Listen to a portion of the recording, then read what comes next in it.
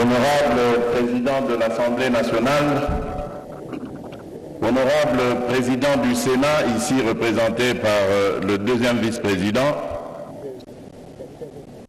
Monsieur le Président de la Cour constitutionnelle et Président du Conseil supérieur de la magistrature, Honorables députés et sénateurs, Mesdames et Messieurs les membres du gouvernement,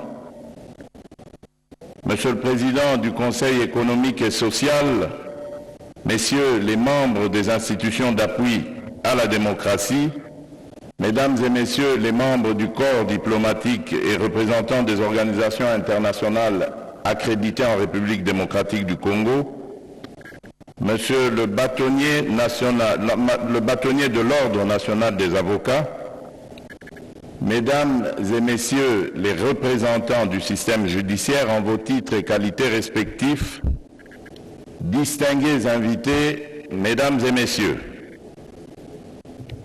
nous voici réunis au terme de ces États généraux de la justice, une démarche collective qui a permis un diagnostic exhaustif de notre système judiciaire. Durant des journées intenses, les acteurs du secteur de la justice et de la société civile dans toute sa diversité, auxquels se sont joints les honorables députés et sénateurs, les membres du gouvernement ainsi que de nombreuses autres autorités politico-administratives, tant nationales que provinciales, se sont réunis pour sonder la réalité actuelle de la justice en République démocratique du Congo et définir ensemble une vision de sa thérapie. L'état actuel de notre système judiciaire est préoccupant. Nos travaux ont mis en lumière des failles profondes, héritées de décennies de crise, de négligence et d'abus. Corruption, manque de moyens, formation inadéquate, impunité, absence d'indépendance du pouvoir judiciaire et multiples obstacles à l'accès à la justice pour les plus vulnérables. Ces défis, nous les connaissons et savons maintenant l'urgence de les relever. Autant il était essentiel de poser un diagnostic lucide et de cerner les faiblesses, autant il est impérieux aujourd'hui de passer à l'action et de dessiner une voie de réforme capable de restaurer la confiance des Congolais en leur système judiciaire. Une justice qui défend les faibles, protège les droits de tous et applique les lois de manière égale et équitable. Tout au long de ces échanges et concertations, vous avez fait preuve de rigueur et de détermination. Les discussions, parfois franches et intenses, ont permis d'aborder les points essentiels dans une diversité de perspectives. Je salue la qualité de vos interventions portées dans un esprit de responsabilité et de respect mutuel. À chacune et à chacun de vous, ainsi qu'à tous nos compatriotes dont les observations et attentes ont enrichi ces assises, j'adresse mes félicitations pour leur contribution à l'écriture réformatrice de notre histoire judiciaire.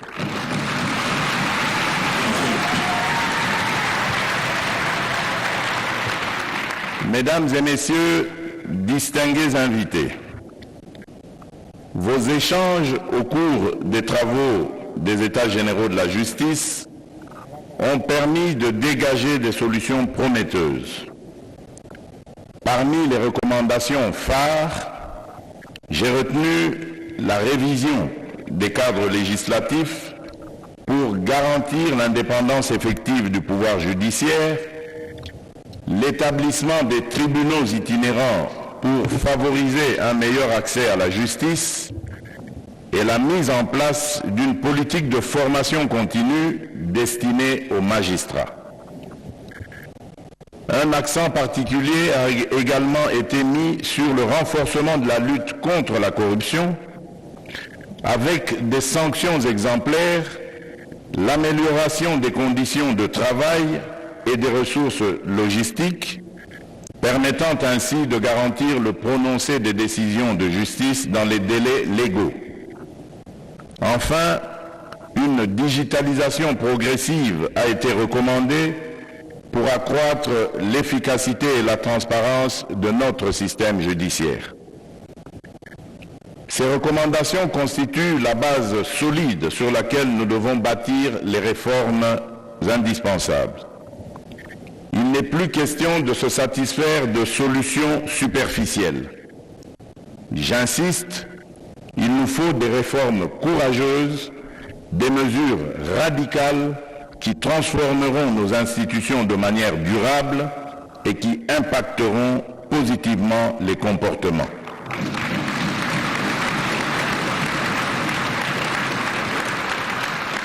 En tant que garant du bon fonctionnement des institutions et magistrat suprême, j'affirme mon engagement personnel à accompagner la mise en œuvre idoine des recommandations issues des États généraux de la justice.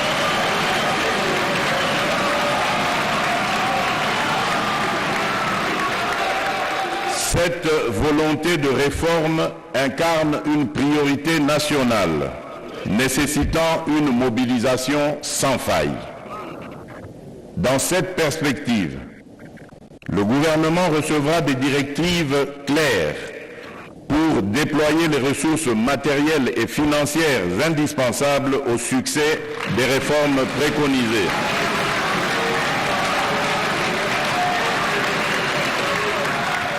Je disais donc, dans cette perspective, le gouvernement recevra des directives claires pour déployer les ressources matérielles et financières indispensables au succès des réformes préconisées afin de garantir des résultats concrets et durables pour notre nation. Je souhaite véritablement que chaque citoyen congolais, où qu'il se trouve, ressente les changements qui s'annoncent dans notre système judiciaire.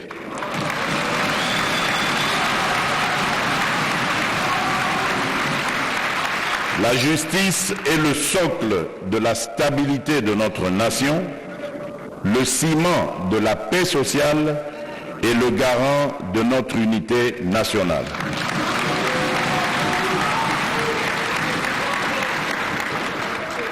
Mesdames et messieurs, distingués invités, en cet instant solennel, j'adresse un hommage sincère à nos partenaires internationaux pour leur soutien indéfectible, ainsi qu'à toutes celles et ceux qui, avec ardeur et détermination, ont contribué à cette entreprise historique.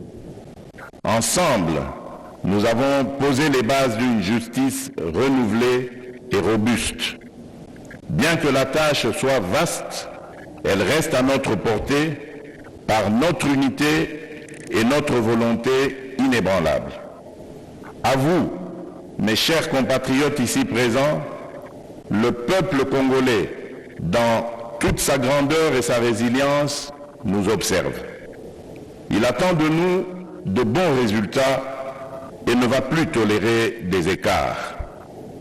Nous avons tous une responsabilité sacrée envers notre nation et chacun, chacune ici, à travers son rôle et ses compétences, porte la charge et l'honneur de cette lourde mission. Ce jour sera marqué dans l'histoire comme celui où, unis, nous avons pris l'engagement solennel de restaurer la justice en République démocratique du Congo.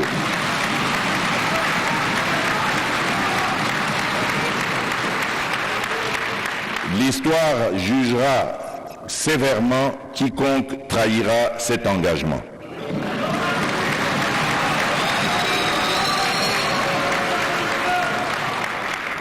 C'est sur cette note que je déclare officiellement clos les États généraux de la justice édition 2024.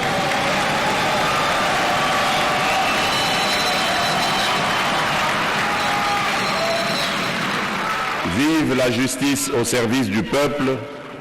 Vive la République démocratique du Congo. Que Dieu bénisse notre pays et son peuple. Je vous remercie.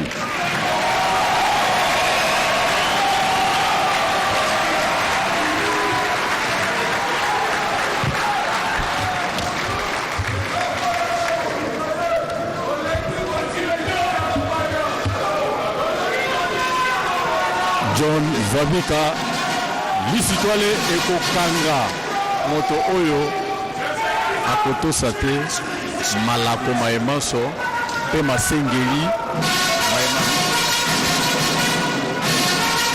mikolo zomi maloba mama mazali mayembi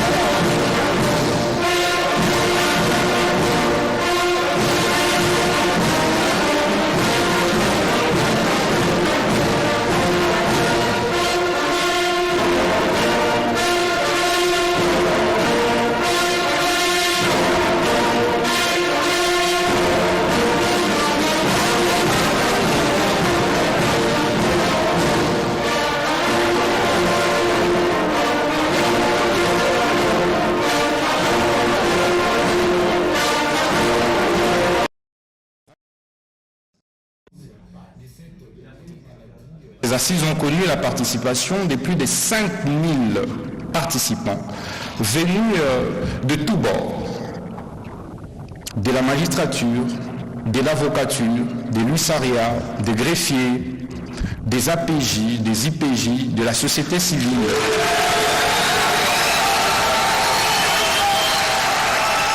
des étudiants, des praticiens de droit, tout comme des théoriciens, tous venus de l'intérieur du pays ainsi que de l'extérieur du pays. Excellence, Monsieur le Président de la République, concernant le déroulement de ces assises, en fait, elles se sont déroulées en deux phases majeures. La première phase a consisté à des travaux en plénière, où l'on a vu défiler d'éminents orateurs, professeurs d'université, hauts magistrats, éminents avocats, les représentants de huissiers, les représentants de la société civile. Tous les praticiens et théoriciens du droit ont défilé, Excellence Monsieur le Président de la République, pour problématiser la question de la justice congolaise.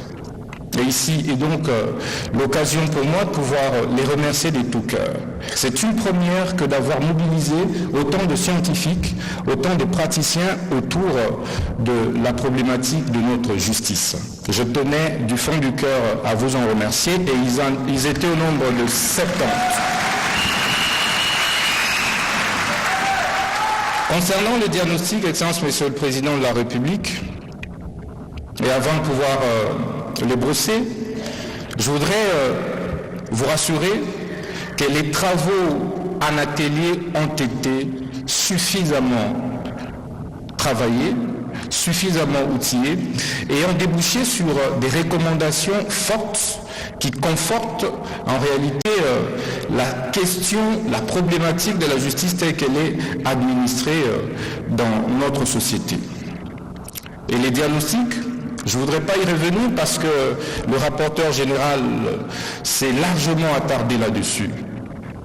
Pour les magistrats, la magistrature, c'est des jugements, décisions, arrêts iniques, truffés de corruption, des mises en place teintées de clientélisme, des non-respect des délais des procédures, non-respect des délais des prononcés, absence des juridictions des tripets, absence des absence des tribunaux de grande instance, des tribunaux de travail à l'intérieur du pays, prise en charge insuffisante des magistrats, mauvaises conditions de vie, mauvaises conditions de travail, mauvaises conditions de travail également pour les greffiers, les APJ, pour la plupart ils ne sont pas mécanisés, ils sont obligés de se prendre en charge.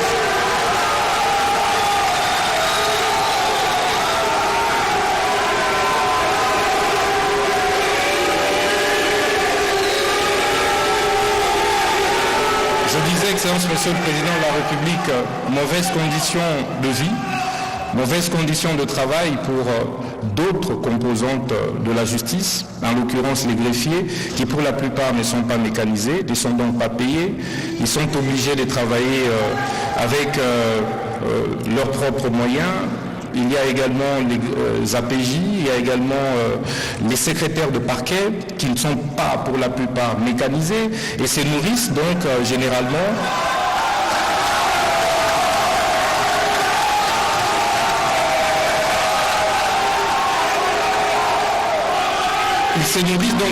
de justiciables, Excellence, Monsieur le Président, donc de la corruption.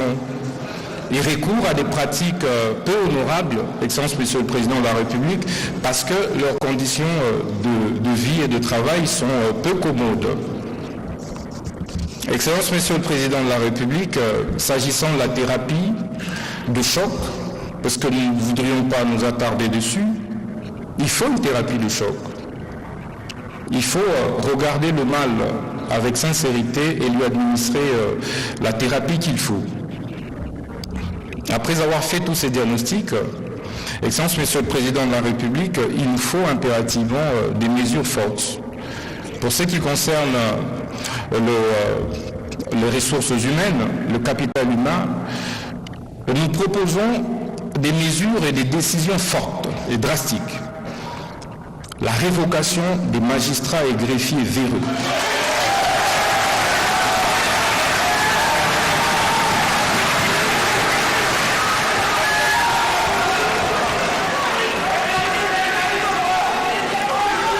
Je disais, Excellence, Monsieur le Président de la République, que la révocation pure et simple des magistrats, greffiers, des secrétaires de parquet véreux qui ont excellé dans des mauvaises pratiques judiciaires qui ont nivelé vers le bas notre République.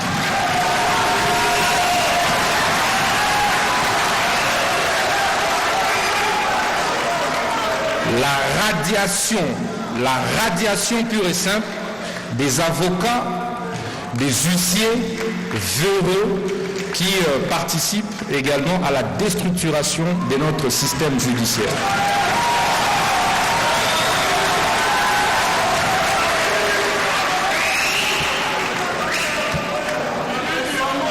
La mise à la retraite anticipée des magistrats greffiers véreux.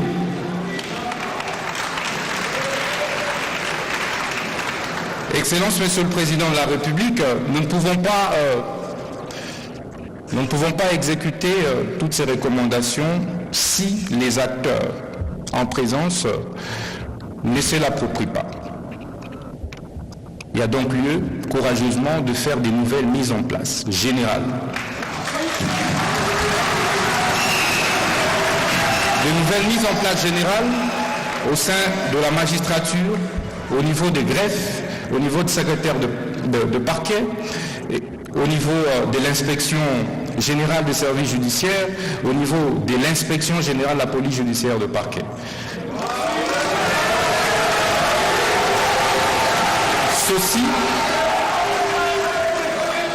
Ces mises en place, contrairement à toutes celles que l'on a toujours observées, tiendront compte de la compétence, tiendront compte de la moralité, des valeurs, mais aussi et surtout des critères objectifs tels que repris dans le statut de magistrat et autres textes.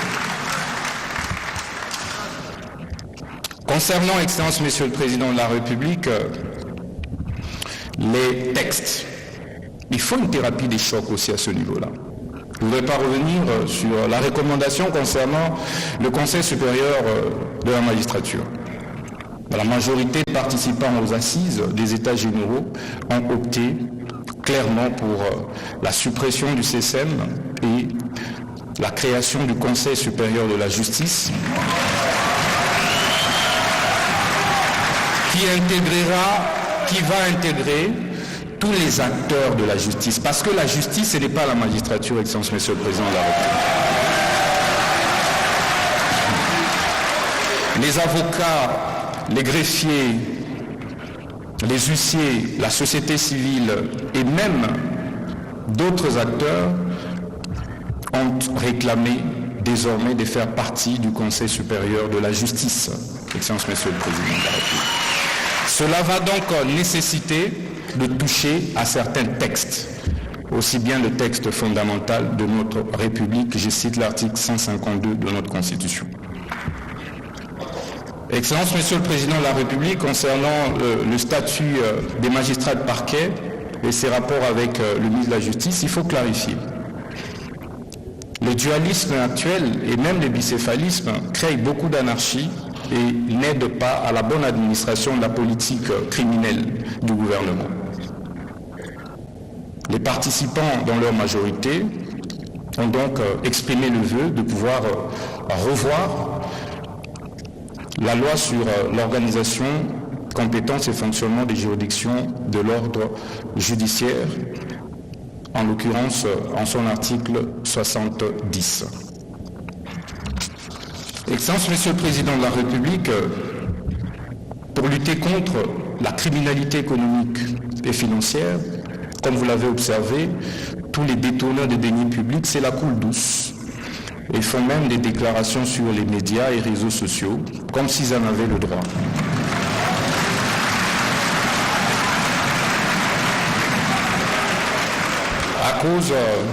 À cause non pas de la mauvaise foi, mais de la non-spécialisation de nos magistrats de parquet sur les questions financières. Il est donc urgent que le parquet économique et financier soit mis en place. Et enfin, c'est de revoir le texte qui crée et organise l'inspection générale des services judiciaires. Il est anormal que certains juges, certains magistrats d'un certain niveau ne fassent l'objet d'aucun contrôle de leurs actes. Parce que l'inspection générale actuelle se limite à ne contrôler que des juridictions inférieures. Alors que tout le monde devait être contrôlé, y compris moi, votre ministre de la Justice.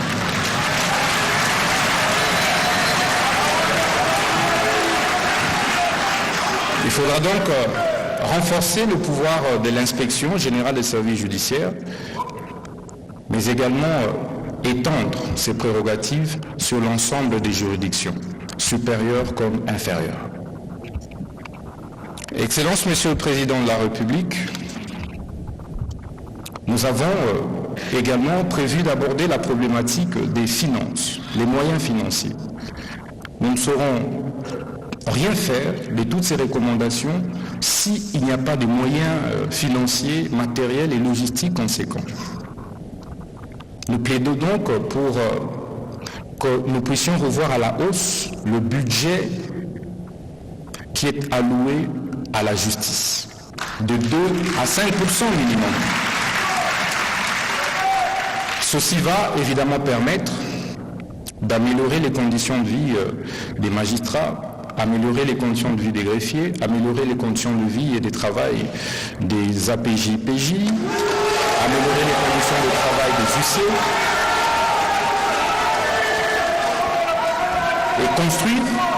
et construire de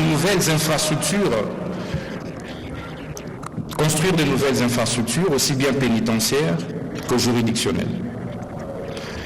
Excellence, Monsieur le Président de la République, chef de l'État et magistrat suprême, ces assises sont inédites. C'est une première pour votre mandat, depuis votre avènement à la tête de notre pays. Nous souhaitons donc qu'elles ne ressemblent pas à celles qui ont été organisées en 2015.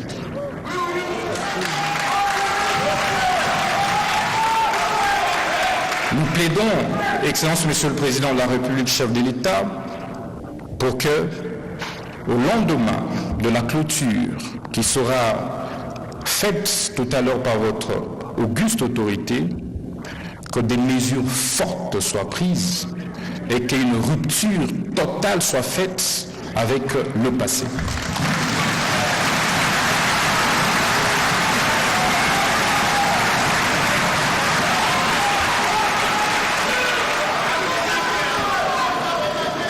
C'est par ces mots, Excellence Monsieur le Président de la République, Magistrat suprême, que je vous remercie pour votre aimable attention. Merci.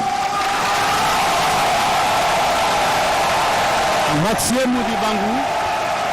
Et là, c'est Constant Moutamba, ministre de la Justice, garde des Sceaux, qui venait de brosser pratiquement l'essentiel de ces étages. Très respectueusement, nous invitons Son Excellence, Monsieur le Président,